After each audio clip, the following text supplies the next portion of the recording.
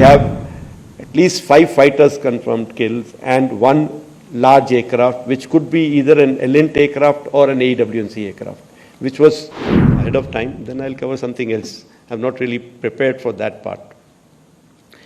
Now, of course, another point I just now wrote down. Marshal Rajaram said that, this hall is full because you are here.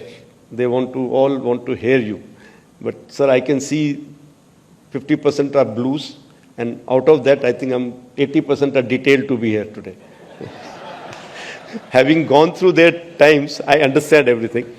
But all those who have been detailed, please listen. Okay, don't sleep. So we all know what happened, that unfortunate incident of Pahalgam, where so many people were killed. The nation had to respond. And all that is in open media, how we were trying to achieve some things diplomatically. At the same time, we had to give them a befitting reply. We had also said, it was made very clear that this time it should be an emphatic thing that we do. We must send the message across loud and clear to them. It should not be something just limited to launch pads and training areas. It should be, if their leadership, the terrorist leadership should be challenged.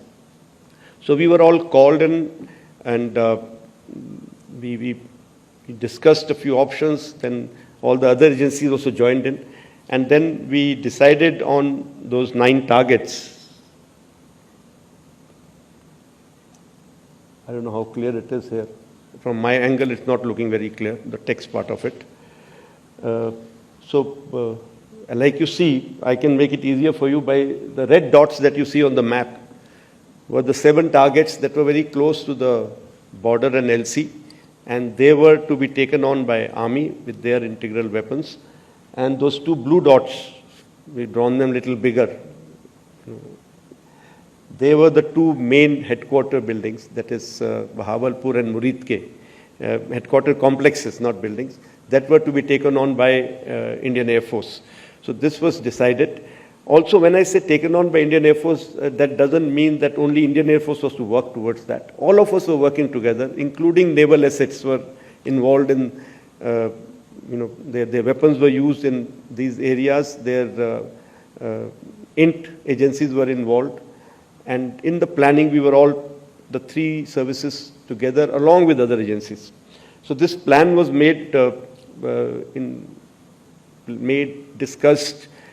Even the escalation metrics were made and discussed as to where can it lead to, what can happen, and if this happens, what is going to be our response.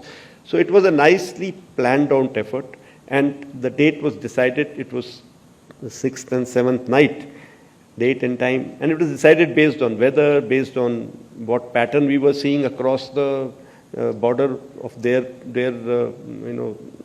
movements and their actions. And we decided that time, and we decided that it will be in one go we will address all 9 targets.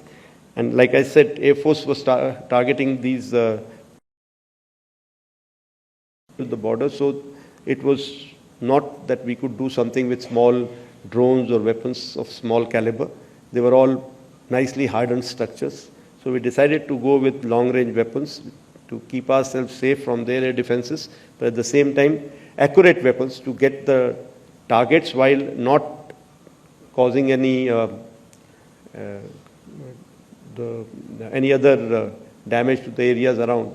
And special emphasis throughout has been that there should be minimum civilian casualties who are not involved with this. So, as far as Bahawalpur is concerned, this is how that complex looks on map. And if you look at it, there was some, when DMPI is basically our point of impact that we decide where we're going to hit. So there were some buildings where we had intelligence of their senior leadership staying, some buildings where their other people stay, and of course the main Marcus building where the congregations used to take place and all the training used to take place. So these points were decided, and I show you some of the pictures of what we achieved. Now, before and after the attack, of course, these are satellite pictures, and after the attack pictures are immediate pictures that we got. Whereas before the attack pictures are which have been built over a period of time. So you will find there is a clarity issue, and there is a different satellite which is giving you. So here, sorry. So here you can see the damage, which is of course not coming out very clear in this, but other pictures, here these two buildings, you can see the damage much clearly.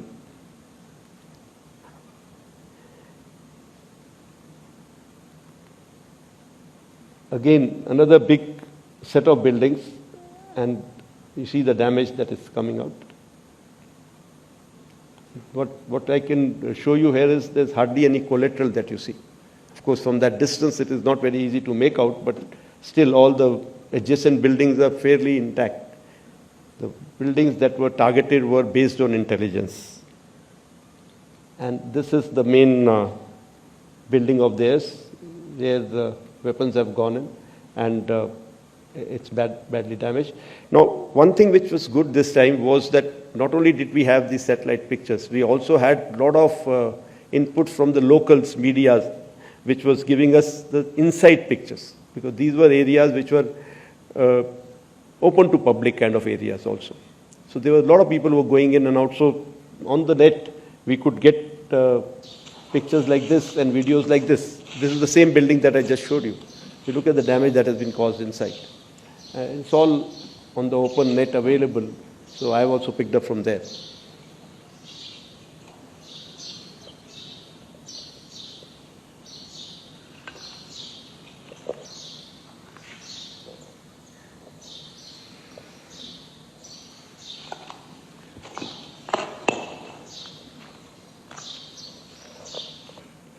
So this target was about 100 kilometers away from the border. We did not have a way to send a BDA mission that far away. So the damage assessment has been done based on only the, or accuracy assessment has been done based on damage that we see on the pictures from the satellites, and also what we got from the media. As far as Muridki is concerned, this is what it was, the LET headquarters. This is shifted. I think something is 1 minute.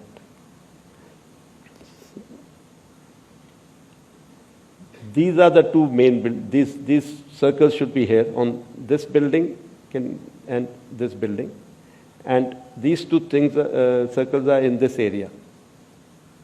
This again is their, if I can say, the senior leadership's residential area where they were staying. And these were their office building and their building where they used to get together to conduct their meetings. This is one of the videos that we have, because this was within our range. So we could get this video from the weapon itself. If you notice here, somewhere here was the first impact of the previous weapon.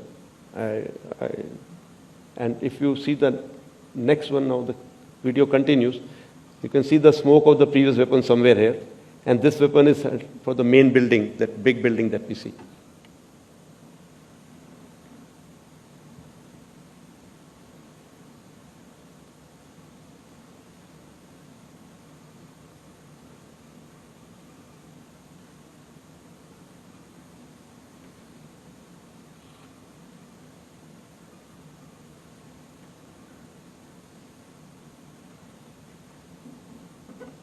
That was the point of impact. And this is the damage that you see on the... They've sorted me out here, my team. So before attack, these were DMPI 3 and 4. And after the impact, it's not very clear. The display is not very clear. But I think the brightness of this big display is always an issue. So this is the DMPI, this is the bomb that you saw in that video before. And here this whole picture has shifted. And this is the impact that we see on the main and one on the office building. Office building, you can see it's already decimated quite badly. Here you see just a pinprick. No, let it be. It's just a pinprick here. But I want to bring out something here. You know, when we did Balakot, we had something similar. I have a slide on that. You see here, in Balakot also, we had similar, you know, just pinpricks being seen from the satellite pictures. And here in this building also, we see a similar kind of impact point. And in Balakot, we could not get anything from inside, and it became a big issue, you know, trying to tell our own people, unfortunately our own people, as to what we have been able to achieve. We had intelligence of what has gone on inside. We had intelligence of, you know, human kind of intelligence, where we had very clear picture of inside in terms of there has been huge damage. There have been so many terrorists which have been neutralized. But we could not convince our own people that, look, we have achieved that. But this time again, a thing like this would have given us the same problem. But we were lucky, and we got these videos on the open. This is the same building from inside. You see the amount of damage that it has created, because all these penetration weapons, the sound is from that video. So they cause this kind of damage. Whereas from outside, you get a feeling as if it's just a small hole. So I'm very happy that this time we were able to, you know, take care of that ghost of Balakot, that we were able to tell the world what we have achieved. Coming back to Sindoor, again, after this, what we did, we were able to, we were able to very clearly understand that we have achieved our objectives. Some similar damage was done all the other 7 targets of the army. We had the pictures very clear. We had the videos from here and there. We had all intelligence reports. So when we were confident that we've been able to address what we wanted to address, a message was sent to their DGMO, through our DGMO, Director General Military Operations, that we don't mean to have anything to do with the military, in the sense our objective was only to strike the terrorist targets, to take the revenge of this, what they have done to us. And we have no military aspirations, no intent to attack any military targets. So we can call it off here. But they, unfortunately, did not agree. They said, no, we will take a call. आपने हमें मारा है, अब हम मारेंगे, फिर देखेंगे, फिर बात करेंगे. These are kind of words they spoke. So we continued to be cautious.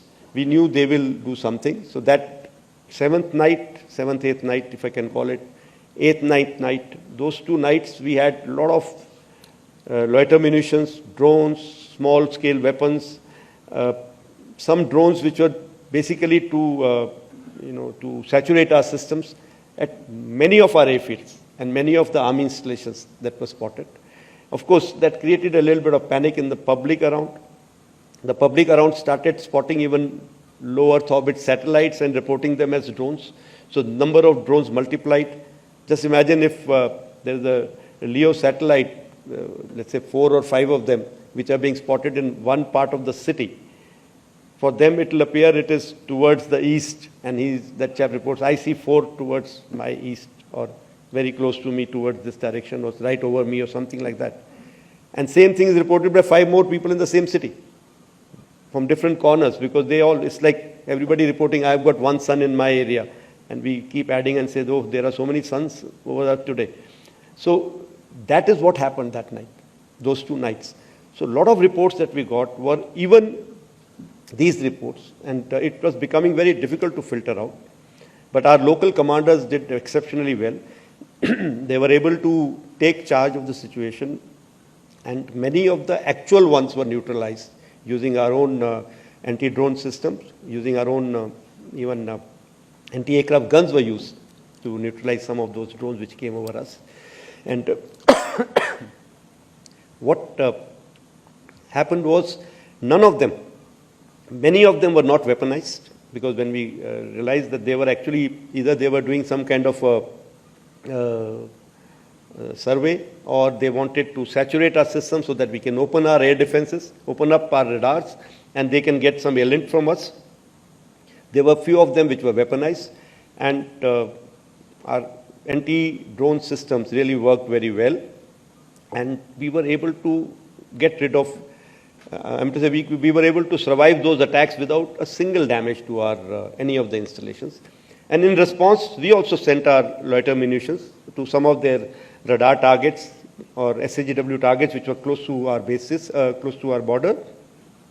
And we did achieve some success in that. Some of them, of course, were sending videos back to us so we could get that, the result immediately. Some of them, of course, we had to wait for our satellite imagery to come in. So we did achieve some success in that, and we kept ourselves very calibrated. We did not want to escalate unnecessarily, because for us, the immediate, the Operation Sindoor, the objectives were to take care of terrorist camps and terrorist infrastructure, and that was taken care of. So here is one of the videos that we have of a radar being attacked by one of our loiter munitions. This is the control cabin, which is the which has been attacked. I've cut it short a bit because after this it goes into where the system can be seen, which system we are operating, which I want to not give out in open. Some of the pictures of other radars, Arifwala, here after the radar attack, you can see there are soot marks here. Again, not very clear to a layman, but the specialists, when they analyze these pictures, they tell us what exactly the damage has been, and it can be blown up in our own system. Similarly, Chunia radar, there's another radar head which has been burnt. So once this was over, we got an intelligence report on the ninth evening, I will say, that they are planning something big. And next 48 hours are very critical. And also, we also decided that if they attack any of our installations, military installations, we are going to reply with military, attacking their military installations which matter to them. So since we already had our plans ready, this point was debated, and both the CNCs involved, the air headquarters people, and the other services, we had taken a call that since they are mostly attacking us by Air Force assets, and my Air Force bases are under threat, we should respond without waiting, in case this continues tonight also. And sure enough, this time we had their attack on our airfields with not only just loiter munitions, some of long-range weapons. Their aircraft tried to penetrate our defenses. Our air defense systems have done a wonderful job. The S-400 system, which we had recently bought, has been a game changer. The range of that system has really kept their aircraft away from their weapons like, those long-range glide bombs that they have. They have not been able to use any one of those because they have not been able to penetrate this system. And during our first night, sixth, seventh night, also air defense system had ensured that when they did their repost, their fighter aircraft was threatened. That time they had come with some of those long-range weapons which they were able to penetrate into our defenses in Balakot time, if you remember. Some of the army, some of the bombs had fallen very close to army area. But this time, since we were ready to use our long-range weapons of surface-to-air guided weapons, they were deterred. I think initially we found the build-up taking place, very massive build-up taking place. But once the first missile was fired from our side, from the ground, we suddenly found that that dissipation of that build-up. Also, we have some kills that we have got from our SAGW systems, because every time you fire a weapon on a track, you do get a feedback as to whether it is to be treated as a kill or not, because till when is that blip remaining and where is your missile going. So that I will talk about a little later. So 9th, 10th night again, a large number of their attacks on most of our airfields. The airfields like Adampur, Srinagar, Avantipur, they took the brunt of it actually. And many other airfields. From north to south, they tried to penetrate various classes of drones, including weaponized. We were able to neutralize most of their weapons by either countermeasures, some of them by using our air-to-air guns, as well as SHGWs. Systems like Akash and all have taken down many of their loiter munitions which have come in, the weaponized ones. None of their aircraft could come anywhere near the boundaries of Akash and even MR-SAM. All their aircraft were taken on by LR-SAM because they were trying to stay away, but still they were within our ranges at times, and that is the opportunity targets that we got. As far as our offensive was concerned, so that night we held no hold bar, we didn't have any hold bar, and we decided that we will go attack at Pan front, we will stretch his resources, and the idea was once again not to attack one particular airfield and decimate that airfield. Idea was to give him that feeling or give him that indication that, look, we can attack you deep inside at will wherever we want to. So some of the places that were attacked, like this is a command and control center at their Noor Khan base. This is the after attack, and this is before attack. Rahim Yar Khan base. This is based on specific intelligence. We had taken a call that here we have to attack the airfield. So the airfield was attacked, and their building, the main building where their planning goes on, which is also used as a civil terminal building also at times. As far as Sukur airfield is concerned, we attacked their UAV hangar and a radar site. You have the visuals available here. This is the hangar which has been flattened, and this is the radar site which is before and after. Bulari, again, an AW&C hangar was attacked, and here we have very clear hint that there was an aircraft inside when this attack took place. Sargodha. Now, we've grown up in our Air Force, dreaming about days like this. Someday we'll get a chance to go there. And so it just so happens that I got my chance just before I retired. So we attacked the airfield there because we had very hard hint on F-16s taking off from there, and the ones who were attacking us in Srinagar as well as in Adampur. So we took on the airfield there. Again, intentionally not taken on certain other installations in this airfield because of some kind of calculation by us that may lead to unnecessary escalation. And this is the last slide I have on this. That is Shahbaz, their Jacobabad airfield, one of them, again, a major airfield that was attacked. And here there's an F-16 hangar, which you can see here. And here, this is the photograph again from open source, from one of their earlier picture of the same hangar. And here, that hangar, which is one half of the hangar is gone. And I'm sure there were some aircraft inside which have got damaged there.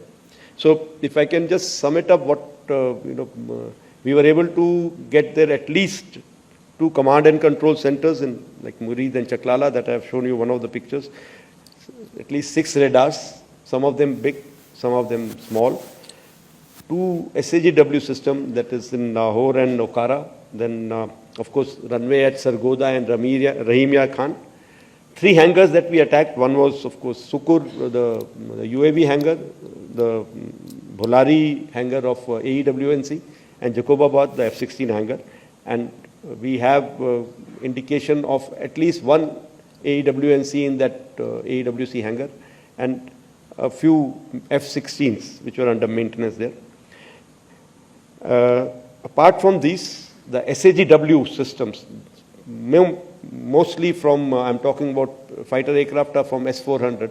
We have at least 5 fighters confirmed kills and 1 large aircraft, which could be either an ELINT aircraft or an AW&C aircraft, which was taken on at a distance of about 300 kilometers.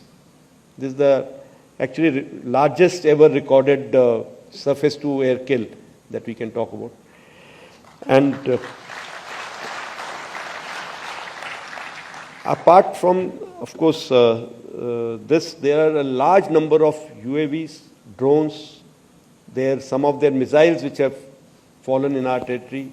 We have recovered a lot of wreckage from this, which now is being studied so that we can make out what did they do, where were they launched from, what route did they follow, what kind of system do they have, whether they have, what I mean to say, what generation those systems belong to, what all features do they have. So that study is going on, and it is going on even in coordination with DRDO. If required, we will also take some other industries' help for that. So I can say that it was, more of the high-tech war which was fought.